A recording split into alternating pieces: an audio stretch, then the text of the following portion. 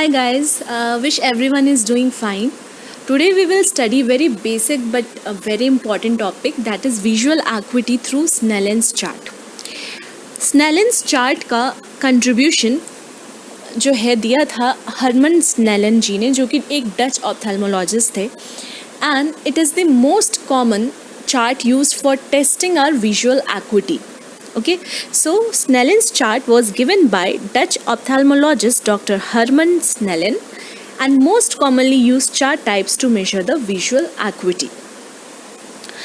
Okay, yes, so this is a chart we are talking about. I'm pretty sure if you have ever visited an eye specialist, you must have come across this kind of chart. तो this is only a Snellen's chart और इसमें English के alphabets लिखे होते हैं. You can see this. whose size keeps on decreasing as we go down the chart. Fine. And one thing more, these letters are imprinted in black, okay, with a white background. These letters are called as optotypes. So E is a optotype, D is a optotype, N is also a optotype. तो इसमें हर एक जो letters हैं उनको optotype बोला जाता है. जब भी हम विज़न करते हैं तो चार्ट यानी कि जो स्नेलेंस चार्ट है और जो पेशेंट है दैट उनके बीच का जो डिस्टेंस है दैट शुड बी 6 मीटर्स. ठीक है, पेशेंट और स्नेलेंस चार्ट के बीच का डिस्टेंस कितना होना चाहिए? 6 metre. Like at some places where enough space is not available, we can put mirror at 3 meter. ठीक है, we can put mirror at 3 meter. तो reflection के वजह से it will become 6 meter. Okay, so when patient reads the topmost letter, right, so we write it as 660.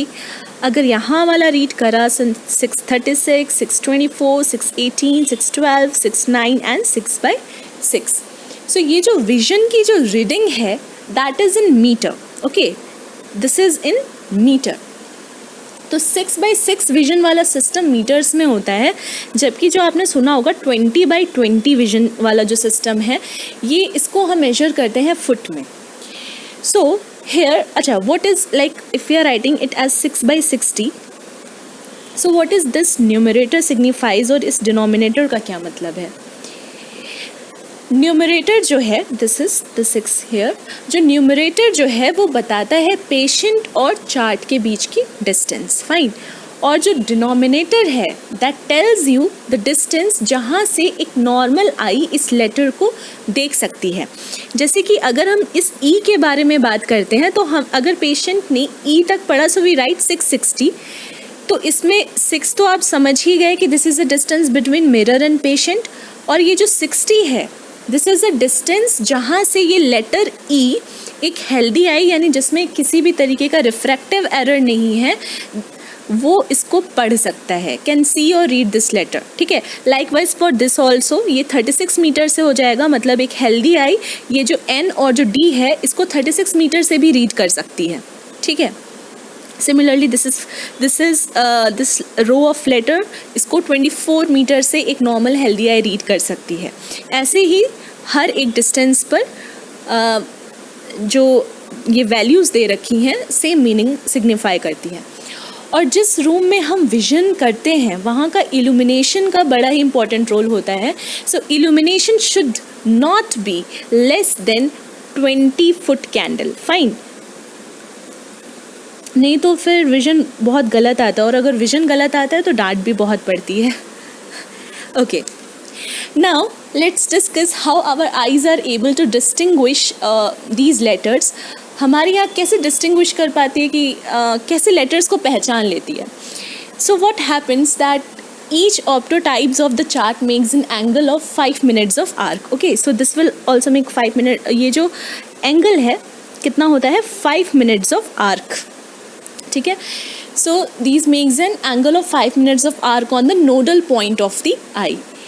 हमारे आँख के nodal point पे जितने भी लेटर्स हैं, ठीक है, ये सिर्फ ऊपर वाला नहीं, ये ई जो हमने अभी सबसे ऊपर टॉप मोस्ट लेटर ई देखा था, बल्कि आगे जितने भी लेटर्स होंगे, ठीक है, सारे लेटर्स जो हैं that will subtend N angle of 5 minutes of arc. ठीक, तो ऐसा नहीं होगा कि टॉप मोस्ट लेटर 5 मिनट्स का आर्क का एंगल बनाएगा, बाकी आगे के लेटर्स उनका एंगल चेंज हो जाएगा. No, the size and letters are decreasing down the chart, but all these letters are going to subtend the same angle, that is a 5 minutes of arc. Fine. और एक चीज़ और, इसमें जो letters हैं उनकी हर एक लिम्ब, लाइक जैसे ये ई बना है, तो जैसे दिस वन इज ई, तो इसका एक ये लिम्ब है, this is another limb, this is third limb, this is fourth limb, this is fifth limb. तो इसका हर एक लिम्ब जो होता है that's make an angle of 1 minute of arc. So each limb of this letter is going to make an angle of 1 minute of arc on the nodal point of the eye. Fine. तो now I think you can understand कि हम क्या बात कर रहे हैं, limb किसको बोल रहे हैं. Like जैसे ये जो E बना है, तो इसका ये top most, this is one limb, this is another limb, third limb, this is fourth limb, this is fifth limb, like this. Okay. Fine. अभी और clear हो जाएगा when you will see in this page. Okay. Now look into this figure. This is what I was talking about कि size decrease होने पर भी angle 5 minutes का arc ही 5 minute का आर्क ही एंगल बनता है. जैसे कि ये वाला 200 फीट यानी कि 60 मीटर्स पर जो 60 मीटर वाला जो लेटर है, टॉप मोस्ट लेटर जो था, वो भी 5 मिनट ऑफ आर्क बनाएगा. ठीक है, 100 फीट वाला भी जो लेटर है वो भी 5 मिनट्स ऑफ आर्क बनाएगा. 20 फीट वाला लेटर यानी जो 6 मीटर पर है वो भी 5 मिनट्स ऑफ आर्क बनाएगा. ठीक है, नाउ फ्रॉम दिस डायग्राम और I mean from this image, इससे ये क्लियर होता है कि that each limb makes an angle of 1 minute of arc. Can you see this 1 minute of arc? ये भी 1 minute of arc बनाएगा. This limb will also make 1 minute of arc. ये भी 1 minute of arc बनाएगा. And this will also make 1 minute of arc. So in total it is 5 minutes of arc. Fine. Okay. So the topmost letter कितना था? 6/60 vision दे रहा था. अगर person 660 वाला letter भी नहीं अप्रिशिएट कर पाया तो what we are going to do? So if person is not able to read the topmost letter, then we decrease the distance between the chart and the patient by 1 meter. ठीक है, तो हम उसको topmost letter ही पढ़ाते हैं, लेकिन हम chart और पेशेंट के बीच की डिस्टेंस घटा देते हैं 1 मीटर से. ठीक है, so we will decrease the distance between the chart and the patient by 1 meter. तो चार्ट को तो हम नज़दीक नहीं ला सकते, तो पेशेंट को जैसे हमने 5 मीटर पर खड़ा करा. ठीक है, सो यहाँ पर रीडिंग हो जाएगी, जैसे this is a 5 meter, so this will become 560. फिर हम फर्दर आगे ला सकते हैं, हमको टॉप मोस्ट लेटर ही पढ़ाना है. ठीक है, लेकिन 1 मीटर के डिस्टेंस कम करते जाएंगे हम. सो this will be 460, this will be 360, likewise this will be 260 and 160. Fine. So 160 is the limitation of the Snellen's chart. इससे आगे अब हम Snellen's chart पर पेशेंट को रीड नहीं करा सकते. तो अब what we have to do is we will be doing finger counting. Okay, so what will we do? We'll be doing the finger counting.